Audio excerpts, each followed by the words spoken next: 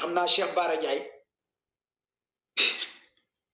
non temps yi nag Cheikh Bara Ndiaye daf maa diw bër bi quoi honorable député Cheikh Bara Ndiaye moom fan yii daf maa diw bër bi quoi bu toogee wal fajir rek foog mu ñëw ci sama géopolitique bi Cheikh Bara Ndiaye sama gaay la nag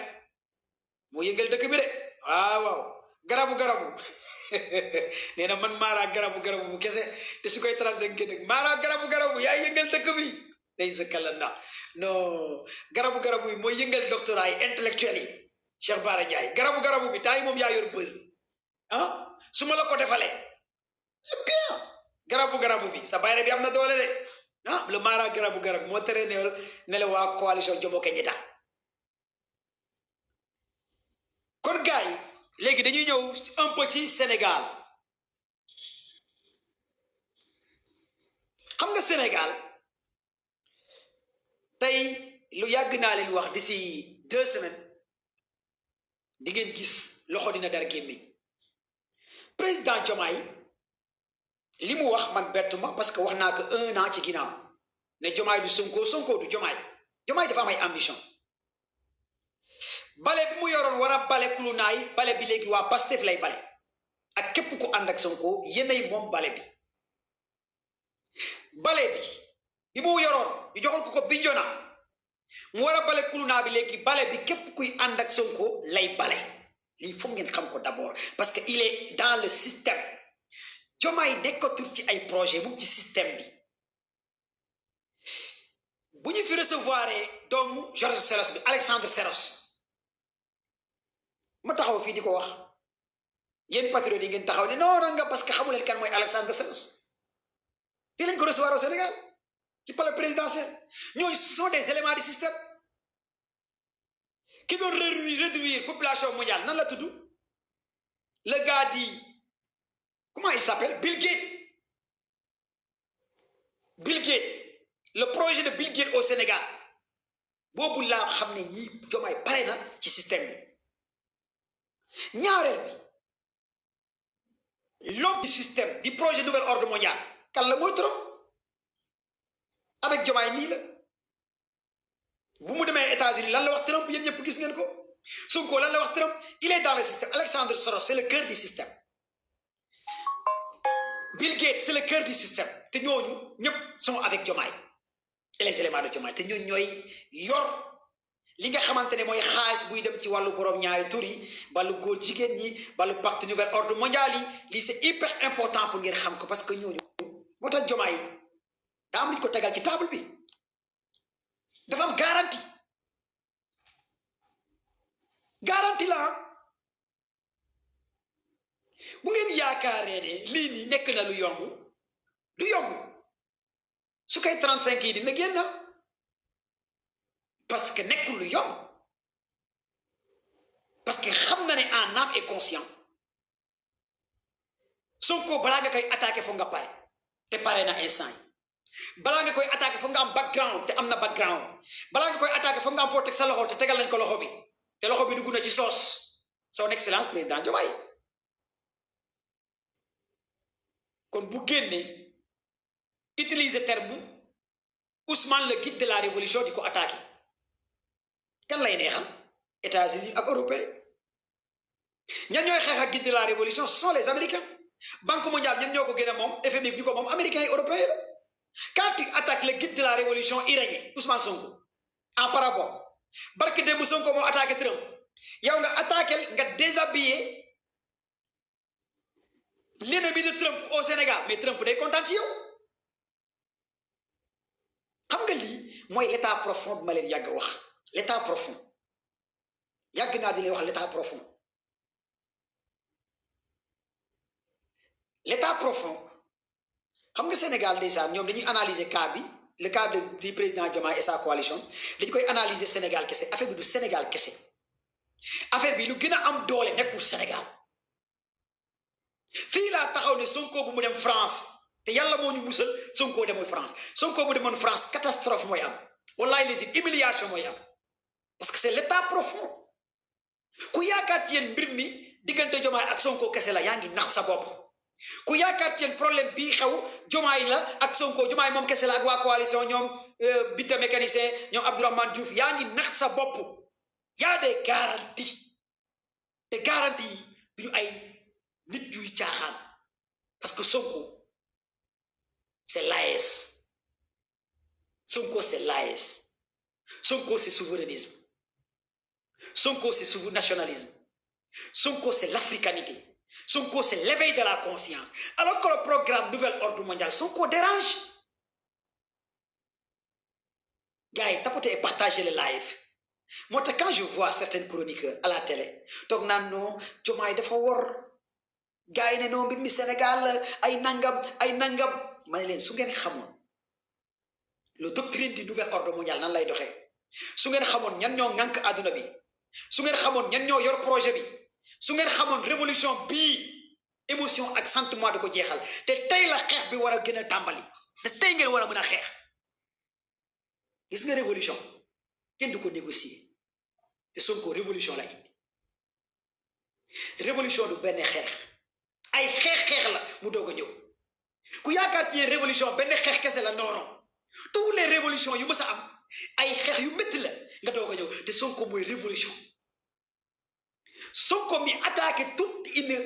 programme de nouvel ordre mondial nga attaqué ko mais kooku ku leen ko mën a éliminer mais nouvel ordre mondial dañuy bëgg. C'est lii ngeen war a comprendre en primo. Secondo, il veut un troisième mandat. Macky bu mu fi nekkee Sénégal ñan ñoo nekkoon conseil Macky mooy ñoom Robert Bougie les lobbies international mais Diomaye tey ñan ñoo nekk conseil. Faites vos investigations ngeen xam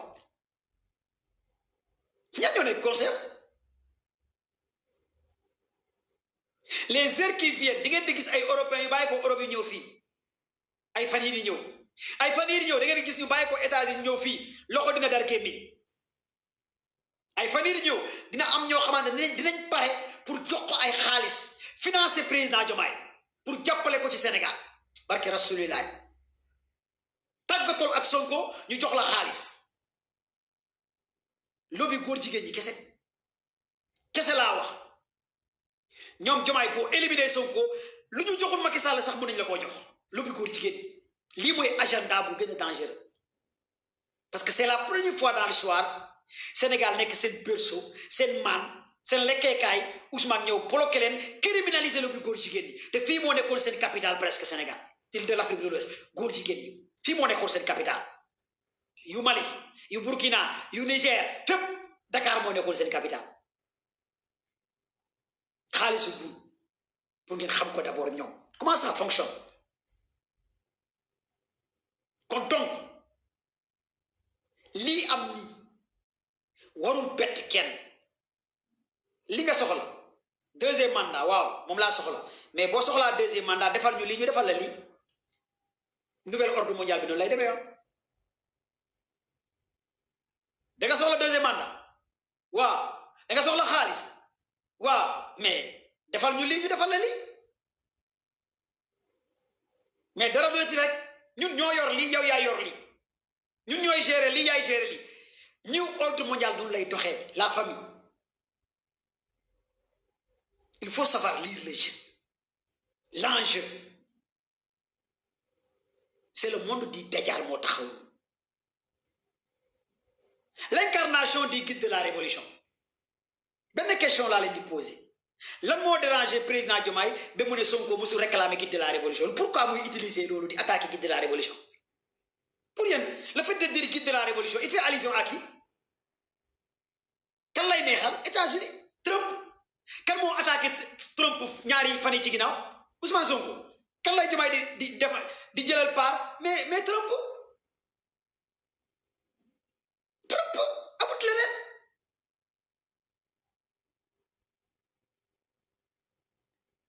lii foog ngeen savoir lire entre les lignes fu Sénégal jëm xam nga Macky Sall Macky bu mu ñëwee moom gars yi dañu koo xamal ne carrément nay neex xaalis dina dugg moo tax boo xoolee toute la pourriture ci wàllu góor jigéen ñi ñu gën a yées ñi def yu bon ñëpp Macky la ñu àndaloon influenceurs yu bon yi góor jigéen ñi yeneen genre samba mbayaan yi nga xamante ne amuñ dignité amuñ ñëpp Macky la ñu demoon yeneen influenceurs yi maanaam lépp lu bon ci Macky la demoon lépp loo xamante ne du jaamu yàlla ay affaire yu bon nangam Macky moo leen adopté woon mais nag da ngay lekk xaalis mais nag doo nekk ci lu yàlla gërëm mais nag da ngay lekk xaalis di défendre projet bi Macky di la jox xaalis amul xalaat lobby international yi di financer Macky moo tax nguuru Macky Sall ay milliards ñoo doon dugg parce que amutoon tere amutoon règle quoi en fait léegi ñun dañoo commencé am réew di créer ay valeurs yooyu Sonko indi ça dérange les Européens et les Américains mooy valeur te bëgguñ réew bu am valeur ça dérange le nouvel ordre mondial pacte Dajjal ñoom soxlawuñu réew mi am valeur jikko dignité non ñoom na nga nekk jaam na nga nekk une femme pervers na nga nekk benn góor jigéen na nga nekk nit ku bon ñu jox la alal jox la xaalis moo tax Macky ne yenn dossiers yi maa ci tegoon sama conc moo tax nguuru Macky ku ci am xaalis aussi instant yi di nga pauvre parce que xaalis bi xaalisu safara la xaalisu Dajjal la noo gis gars yi amoon alal ci nguuru na fi tey Macky tey parce que xaalisu safara la ñoom ñëpp da ngay gis ñu commencé ñàkk parce que c'est l'argent di Dajjal xaalisu seytaane la xaalisu LGBT la xaalisu pacte diable la xaalisu nouvel ordre mondial la koo ci gis si ñoom tey moo gën a ndóol moo gën a pauvre mais ñoom ñëpp instant ñu ngi ut ket ñu ngi leen di ñaanal lii moo amoon ci jamono jooju parce que xaalis bi lewut mooy looy ñaan yàlla boo koy am na la lew moo tax bu leen mës a ñëwee politicien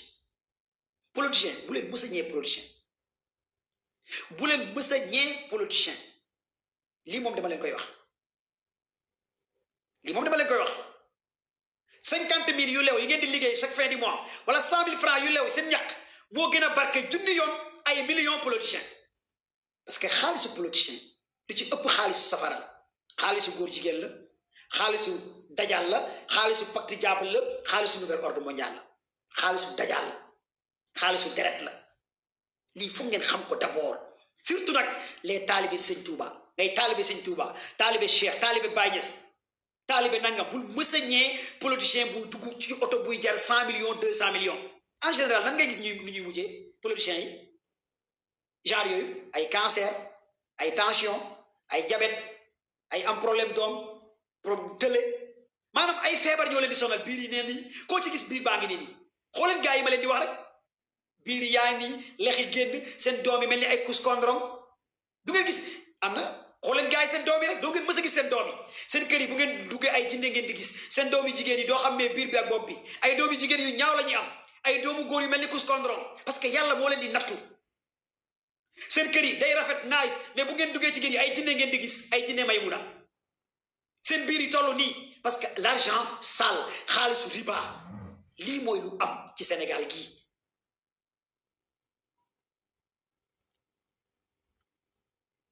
kon li ngeen di am nii mu lew leen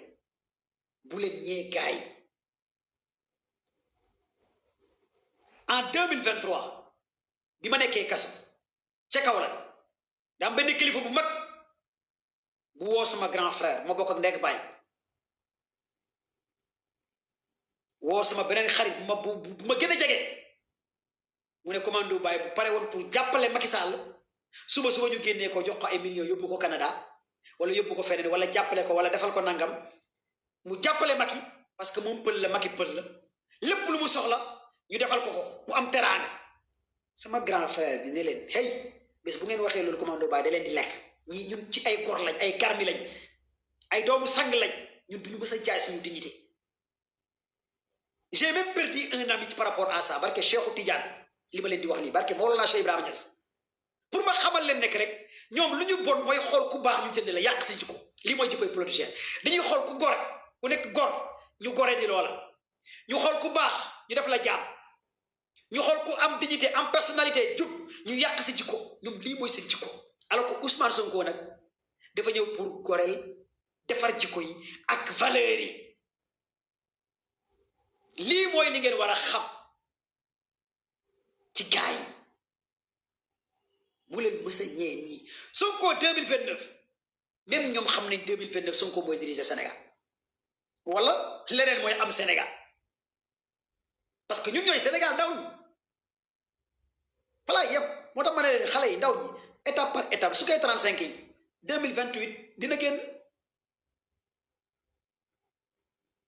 étape par étape su koy 35 yi missile drone yi Cheikh Bara Ndiaye honorable député tu as parfaitement raison Cheikh Bara Ndiaye maa ngi lay béggee bu baax du tardé sama live honorable député Cheikh Bara Ndiaye jërëjëf tu as parfaitement raison parce que lu ñu mayul Macky Sall Macky bi yoroon armée dem ba génnee armée nationale mayuñ ko ragaluñ ko yor police ragaluñ ko yor ay nervi yu ne ragaluñ ko toog biir Sénégal génnee GIGN gendarmerie ragaluñ ko faalewuñ ko mais est-ce que dinañ ko may kii nga xamante ne ñun ñoo ko def ñun ñoo ko sangat ba mu set wot ko defal ko lépp jël ko fab ko yëkkati ko ci kaw solal ko costume cravate takkal ko costume dindi moustache yi defar ko bi mu naais yóbbu ko biir palais teetee ko ne ko toogal dégluñu est-ce que dinañ ko may kii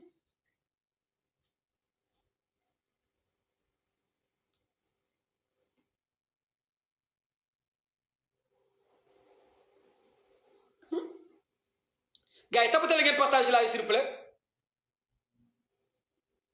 kon donc tapatez et partagez live s'il vous plaît la famille gars yi partagez les live s'il vous plaît on signale le live kon donc lii am nii Diomaye il fait un clin d'œil à Trump bu attaqué Sonko ci guide révolution bi foofu Trump lay def clin d'œil tontul naa la kan moo attaqué woon Trump fii Sénégal du Sonko moo attaqué Trump non Diomaye taxaw ne ko yow mosoo nekk guide de la révolution guide de la révolution mooy kan Ayatollah Khamenei Iran Sonko taxaw défendre Iran attaqué États-Unis Israël fan ngeen dégg président Diomaye attaqué États-Unis Israël du leen attaqué fan ngeen mës a dégg Macky Sall attaqué États-Unis Israël du leen mës a attaqué parce que ce sont des éléments du système lii foog ngeen comprendre lii d'abord bu yaakaar ci yéen mbir mi dina yomb mbir mi du yomb de no koy 35 yi su koy 35 yi Fatima 35 yi Aïcha 35 yi Rugi 35 yi Jeyna yi Mamina yëppay génn 2028 moo tax ma ne mbir mi mu ngi diggante 2027 ak 28 moo tax heure bii heure la pour ñu expliquer leen ngeen comprendre tempo la du yuret fond la course de fond la du bëreet nga joxe sa kii ñu jàpp la même la dugal la kaso non course de fond la les patriotes bu leen saaga kenn di toroxal nit ñi di sonal seen bopp heure bi du heure ay saaga ndey ay nangam bu leen ko def surtout yéen ñi nekk Sénégal soyez intelligent parce que dañu leen soxla ci combat bi dañu leen soxla ci carte yi soxla leen ci massification bi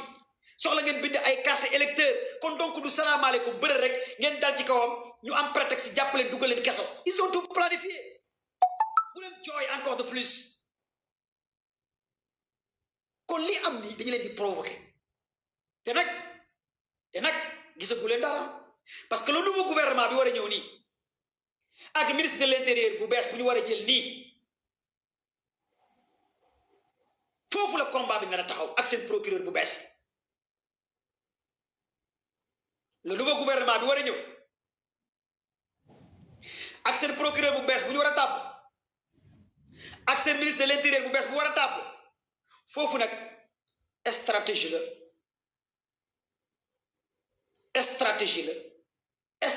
la pour ngeen xam fu ñu jëm mais Diomaye Sonko 1 an ci ginnaaw laa leen wax jàddu dem bale bi c'était pas destiné pour élément Macky Sall yi bale bi c'était pour ñun la bale bi du pour génnee mbalit bi de bale bi pour génnee lu baax li sànni ko ci biti jël mbalit bi dugal ci biir lii moo nekk bale bi léegi yéen waa Pastef ak yéen ñi ànd ak Sonko militants yi sympathisants yi yéen a moom bale bi yéen a tax waa ji téye bale bi instant yi loolu foog ngeen comprendre loolu d'abord lii c'est hyper important pour ngeen xam ko comme information il fait clin d'œil à Trump moo tax mu attaquer le guide de la révolution ñaareel bi il va diviser Pastef da koy diviser parce que aussi nag ci biir Pastef bëri na ay hypocrite ak ay defeyam ak ñu gëmul dara fii laa taxawoon ne leen ñu gën a nekk ay baadoolo boo koy wër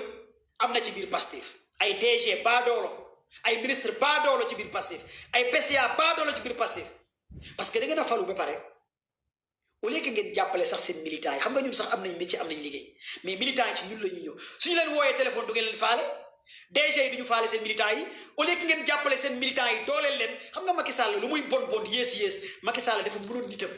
Macky Sall dafa mënoon ay nitam ñaata yoon la Sonko di wax fexe leen ngeen gestu militants yi ñaata yoon la Sonko di wax fexe leen ngeen gestu base bi ñaata yoon la Sonko wax fexe leen ngeen déglu militants yi déglu base yi mais dañoo fal yenn DG yenn PCA yenn ministre ñu commencé tëj seen téléphone changé ay numéro téléphone nga xam ne ñi ay vrai baadoolo rek Sonko kese moo ci baax la majeure partie biir Pastef laa waxa te xam naa leen xam nañ ma bu baax a baax kon tey li leen dal nii jamono ji am na ñoo xamante ne mérito nañ ko parce que seen xol yi ñoo lëndëm seen xol ñoo leerul te nit sa xol dafa war a leer seen militants yi seen sympathisants yi ñoo leen doon jàppale bu muy métti mais tey ngeen falu rek ngeen defee ne jeex na ñenn ñi commencé takk ñenn ñi commencé changé ñenn ñi commencé jël ay kuluna di dugal ci ay direction au lieu que ñu raxas defe ne pare ngeen Diomaye ne leen nag xaar leen comme que ay ñun ñëpp ay baadoolo lañ man ma war leen ne man maa leen gën a pare au lieu que ngeen dooleel seen éléments yi non vous préférez adopter les kuluna jàppale les kuluna kan moo ci am base kenn ban DG moo ci am base wax leen ne ko amul ban ministre Pastef moo am base amul ban PCA Pastef moo am base amul projet bi xam ngeen ñan ñoo ko téye mooy ñun influenceurs yi ñoo téye projet bi xanaa nga ne ñoo honorable député Cheikh Bara Ndiaye ak nangam moo tax Sonko bu génnee lan lay wax xale yi nekk ci réseaux sociaux yi sax ñoo gën a comprendre projet bi parce que amul kenn ci yéen ku mën a dajale 10 personnes amul kenn ci DG yi ministres yi ku mën a dajale ay 10 personnes da ngay limogé benn DG sax page Facebook am lay publier kenn topp ko bu wootee rek ñëw kenn du ñëw mais parce que li waral loolu mais parce que gis nga nit am na ñu koy wolof di waxee ku ragal sa ndonu nu koy olof yi di waxee pël laa de nu koy olof yi di waxee ku ragal sa ndonu xaw ma sa lam ñaaw lii moo dal waa Pastef soxor baaxul bu leen yàlla jagleel leen ngeen ànd ak ñoom ci xeex ci combat man ñaata xale yi jigéen ñoo may woo di ma ne commando baay jàng naa am nangam sa dee ñaaw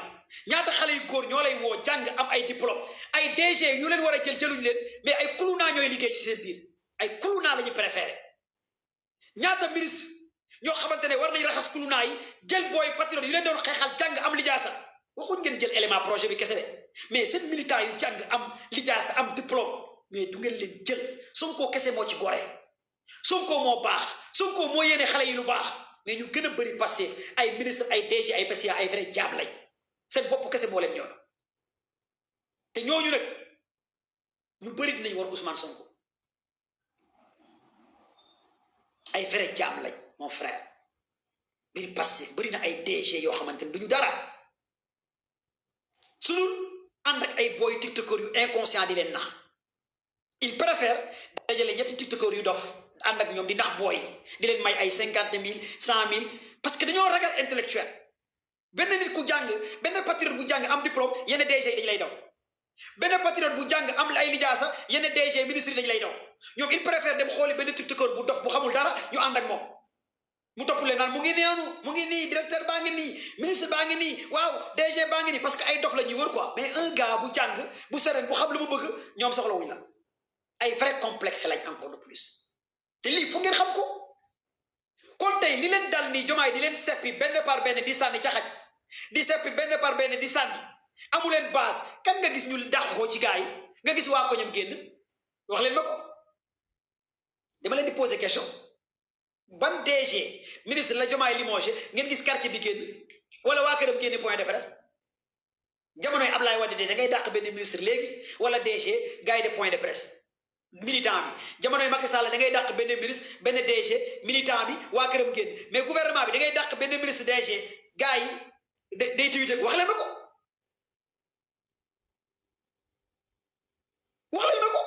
ma ne wax leen ma ñi Diomaye dàq nii kan moo ci am base lu koy militant génn taxaw di riposter amul mais parce que xam ngeen lan moo ko waral ku ragal sa ndon sa dee ñaaw ku ragal sa ndon am xol bu soxor ñuul ñaaw yéene woo kenn lu baax bu ñu la dàkkee kàjj la kan mooy génn kan moo lay doole ban base nga am seul Ousmane Sonko moo am base Sonko kese moo am base ci projet au lieu que ngeen dem liggéey seen commune seen département yi seen quartier yi am base defu leen ko Pastef lii mooy problème Pastef kenn ci yéen amul base Ousmane Sonko ñëwal sama mairie ma nekk maire Ousmane Sonko ñëwal sama dëkk ma nekk député ku ci nekk député gën a arrogant les députés ñoo gën a arrogant les députés Pastef à part ñoom Cheikh Bara Ndiaye Guy Marius Sagna ak ñoom député Kaba mais ñeneen ñoo gën a arrogant Sonko mooy projet bi lii moo tax Diomaye yàpp leen parce que Diomaye xam na ne ñenn PCA yi yenn DG yi amuñ benn base vous pesez pas lourd bi ngeen war a créer base yi ñu fal leen ngeen war a jàppale projet bi ñu fal leen ngeen war a jàppale seen militants yi ñu fal leen ngeen war a dem ci base bi mais defu leen ko yéen a ngi toog Dakar di nappaaje ci jéegi yéen a ngi toog Dakar jël ay appartement nekk xale yi di nappaaje di bëgge commencé changé nag léegi ñu ngi leen di kàjj benn par benn kenn yëngatuwul Diomaye mu ngi leen di dàq benn par benn kenn défendre leen mais parce que ñaata patriote ngay dégg ne déposé naa dossier kenn faalewul ñaata patriote yu jàng yu ñuy tëj 2 ans ci projet bi 1 an ci projet bi déposé ay dossier kenn faalewul leen kenn jëlu leen ay DG yoo xamante ne ñu ngi fees tel ku ci gën a arrogant nga ne kii la les DG de Pastef tey lii nag misaal la rek parce que yàlla da leen di mbugal day tax 2029 bu Sonko nekkee président ngeen war a mën a téye seen nit ñi lii da leen di jàngal 2029 bu Ousmane Sonko nekkee président ngeen xam ne kat ndekete mbooloo mooy doole ngeen xam ne kat yàlla joxewul dafa able fexe leen gestu seen militants yi les patriotes parce que projet bi du yéen projet bi du yéen projet bi Ousmane Sonko la ku fi am poste ministre Ousmane Sonko la ku fi dégg monsieur honorable député Ousmane Sonko la du ngeen ci dara ci géeje gi ku fi dégg poste PCA Ousmane Sonko la ku ci dégg monsieur le maire du ngeen ci dara ci géeje gi kon donc fexe leen ngeen dooleel seen base yi fexe leen ngeen del à la base seen commune yi à la base les communes y a un DG boo xamante ne maa ngi gis muy def lu rafet à la base di dem ci ay commune ak benn député dinaa leen wax ñaar ñooñu ñooy ñan ngeen dagg ko enregistré ko ngeen partage ñooñu ngeen may leen buzz dinaa leen wax benn député boo xamante ne ci digg àll bi la dem à la base fay xaalisam essence am dem ci àll bi di galvaniser militant Pastef di dem à la base di dooleel ak benn DG boo xamante ne aussi mu ngi dem à la base ci àll bi ci village yi vidéo yaa ngi sama page Facebook ak sama compte TikTok di jàppale patriote yi di dem à la base di waxtaan ak population bi di leen jaay projet bi di leen jaay Ousmane Sonko ñaar lañ dinaa ko wax à la base laa wax ci àll bi kenn ki mooy honorable député Kaba honorable député Kaba bu nekk Parcelles dama gis mu dem ci àll Tamba bi vidéo bi baa ngi sama compte TikTok ay village ay commune ay nangam di wax ak patriote yi Kaba ci diggi Kaba te mu nekk député dëkk Parcelles dama gis ay vidéo yu bëri ci àll Tamba bi ci village yi mu dem ba dëkk àll Tamba en tant que député di wax ak villageois yi Pastef projet bi nangam pendant une semaine mu ci àll Tamba bi vidéo yaa ngi sama compte TikTok sama page Facebook projet bi loolu la soxla projet bi dafa soxla ngeen wàcc à la base keneen ki mooy la DG PNDL Koné Pape Koné te mu dëkk fële ca Diourbel Pape Koné DG PNDL dama dajeeg moom Balingor bi ma demee Balingor laa dajeeg moom ma dem encore Diourbel ma dajeeg moom àll Diourbel bi vidéo yaa ngi sama page la fois passée mu ngi woon ci commune Ngathie bi un DG PNDL programme national de développement local Pape Koné Pastef dëkk ca Diourbel le DG de PNDL Pape Koné xalaat leen tous les DG Pastef bu ñu wàccoon ci village yi ci commune yi def ni honorable député Kaba def ni DG PNDL mais projet bi avancé na ak aussi ak aussi le maire de Balingor ñu organisé woon un forum à Balingor dajale lépp dem ci commune am dooleel projet bi Youssoufa maire Balingor mais maire Pastef yëpp bu ñu ko defoon projet bi avancé na mais ku ne ci ñoom balaa ngay organiser rek Ousmane Sonko la ñuy xaar projet bi am na ñu bëri su ma organiser waaw allo Sonko waaw dama bëgg a organiser meeting foo nekk kaay allo Sonko damaa bëgg a def daayira kaay jàppale ma sama daayira bi sinon boo ñëwul kenn du ñëw ci daayira bi allo Sonko sama jàng yi boo ñëwul kenn du ñëw allo Sonko sama daayira bi boo ñëwul kenn du ñëw ci daayira parce que man kenn xamu ba allo Sonko damaa bëgg a organiser benn affaire kenn du ñëw mais parce que amuleen ay nit amuleen autorité DG Balingor bi li jëntuwul Sonko dafa organiser ñëpp ñëw bi ma demee Balingor fa laa fekk ministre bi fa laa fekk ministre des infrastructures bi kii Déthié Fall ak beneen ministre bi ñaari ministre laa fekk ay DG yu bëri le maire de Balingor mu ngi nekk ak Bignona plus de 50 kilomètres ci biir àll bi la nekk mais le maire de la ville de Balingor organisé benn forum de 7 jours man ma dama ne attends xoolal maire bi lu mu def ci dëkk àllam bi ni mu ne dëkk àll bi commune bi le maire de Balingor Youssoufa indi ay ñu bëri maanaam Balingor ñëppay liggéey instant yi mu créé ay emploi boo yi bëri ñu ngi liggéey foofu ci wàllu agriculture ci maraîchage ci élevage xale yëpp am liggéey Balingor mais yenn commune yi da nga gis ku nekk maire commune am Dakar lay jël appartement benn maire Dakar lay jël maire yi nekk ci àll bi yëpp ñu ngi Dakar ay Ouest Foire Almadies di nappaaji ci xale yi naan non projet bi moom focus rek 2029 dañuy fal Sonko waaw focus 2029 nga gis benn PCA passé waaw focus booy xoolal projet bi benn député waaw xoolal ñoom commande bàyyi dañuy fal Sonko focus dama leen di yërëm sax barke Rasulaay dama leen di yërëm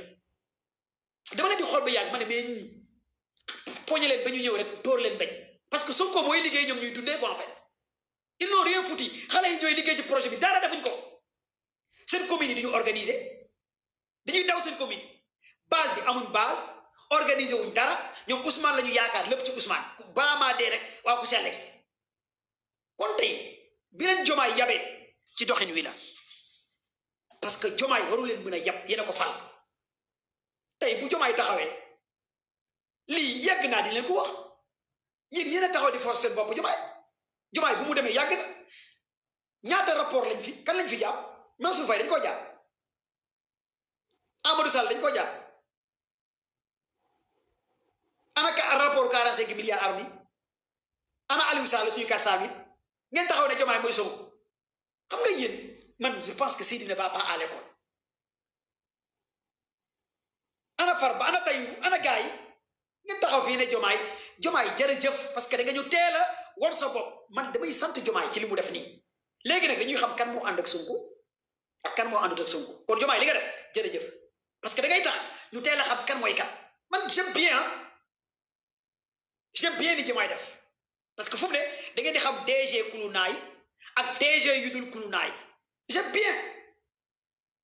parce que da ngeen di xam léegi kan mooy kan ñi gëm projet bi pare pour ànd ak Sonko dinañ leen xam mais Jomaay won na leen Jomaay wax na leen teel na leen wax man musuma gëm Sonko Jomaay taxawu fi ne leen léegi Sonko dinaa fexe mu nekk sama xarit wax na ko wala waxu ko président Jomaay taxawu fi ci télévision di def interview ne dinaa jéem a xool Sonko nekk sama xarit wax na ko wala waxu ko dama leen di laaj wax na loolu wala waxul loolu koo tuddee doom tuddee yaayam doom nga taxaw ne dinaa fexe mu nekk sama xarit yéen ngeen ne Jomaay mooy Sonko kii Jomaay bu mu leen bàyyee yàgg na yéen a téyewoon ci bubu Jomaay bi naan ko kaay bul dem Jomaay toogal bul dem Jomaay kaay Jomaay jàppale yaay Sonko mu ne nekkuma Sonko ngeen taxaw ti kaay yaay Sonko ngir yàlla yaay Sonko focus nekkal mu ne bàyyi leen ma ngir yàlla man Sonko mu ngeen topp ma ko gëwuma ko ñaata yoon la ko wax bi ma taxawee fii commando Baye ci gàmmu Medina Baye 1 an ci ginnaaw maa njëkk a taxaw ne leen Jomaay mii ngeen topp du Sonko gëmul Sonko li jëttiwul sax Sonko ngeen taxaw ne non commando Baye yow taalibe Cheikh Oumar Diagne nga taalibe Barthélémy Dias nga non xoolal focus Jomaay mooy projet bi mooy Sonko mooy xoolal yow duñu la déglu wuñ la quoi xoolal nangam patati patata tey di déglu ngeen ma de tey de mu neex mu naqari déglu ngeen tey mu neex mu naqari déglu ngeen ma parce que yàgg naa di leen wax ne que ba ma waxoon Jomaay mooy Macky ma ne la waaw ba ma waxoon Jomaay mooy Abdoulaye Wade ma ne la waaw parce que li Macky doon doxal lay doxal li Wade doon doxal lay doxal système bi ba ma waxoon ne mooy loolu ma ne la waaw parce que teel na leen wax ne que li ngeen nekk man nekkuma ci problème Samba Ndiaye bi moo gënoon flagrant te buggu leen gis dëgg ba Sonko génn patriote yëpp génn di de Samba Ndiaye non Samba Ndiaye Ablaye Wade la àndal Samba Ndiaye nangam ba Sonko génn ne ngir s'il vous plaît may leen ñu oxygène may la ñu nangam dégg nañ leen waa garaaw nañ gérer affaire bi dégg nañ leen Sonko ndeysaan génn gaayaan mel ni ku sedd jam pile bi jam capuchon bi gaayaan xam nga sol quoi waa dégg nañ leen ah nooku nangam xam nga dégg naa leen quoi may la ñu kii xam nga après Samba Ndiaye dinañ kii Sonko contresigné wul décret Samba Ndiaye bi loolu moo tax Samba Ndiaye liggéeyul Samba Ndiaye toog di xaar ah journaliste Amadou Diallo Seneweb ñu posé question Diomaye ñëw ba ci Samba Ndiaye ne ko Ousmane Sonko de génn na wax ne affaire Samba Ndiaye bi Diomaye lan la leen wax dem leen laaj ko Sonko xanaa léegi Diomaye nekkatu Sonko mu leen dem leen ngeen laaj ko Sonko patriote di génn ma ne leen waaw léegi ndax Diomaye mooy Sonko bi la ñu ne non tu sais affaire diplomatie la quoi diplomatie la xam nga ba léegi Diomaye mooy Sonko quoi commando bàyyi tu sais affaire bi stratégie la quoi nangam man leen ayca nañ dem rek bu ñu reetaane El Malick génn Ousseynou ak Assane ma ne El Malick mii génnal ci li nga nekk ngeen saaga ma ndey Ousseynou mooy Assane Assane mooy Ousseynou ma ne yéen a ngi tàppale di caaxaan lii du ay tàppale ñu projet bi dañoo jaral Ousseynou El Malick si ay bëñam waaw Ousseynou mooy Assane Assane mooy Ousseynou ma ne cey yàlla suñu borom non vraiment man gars yi sama gars yi dañuy font quoi en fait man Ousseynou ak Assane Diomaye buy reetaan ak Sonko sax da koy forcer day forcer reetaan mais bugul reetaan buy reetaan ak Sonko sax da koy forcer pour yéen ngeen patriote di kontaan mais Diomaye reetaan na ndeysaan muy Sonko